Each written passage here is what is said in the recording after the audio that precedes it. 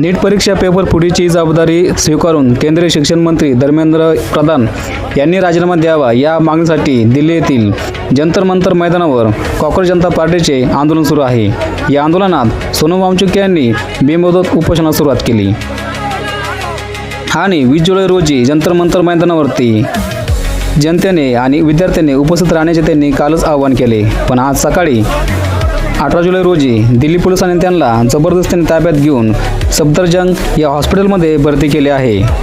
त्यांच्या पत्नीने आठ घातली आहे की कुटुंबियाच्या परवानगीशिवाय त्यांच्यावरती कोणताच औषधोपचार करू नये।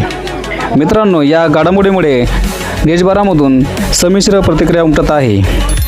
या घटनेबाबत आपल्याला काय वाटतं ते कमेंट करून नक्कीच कळवा आणि अशाच नवीन माहितीसाठी चॅनलला सबस्क्राईब करा।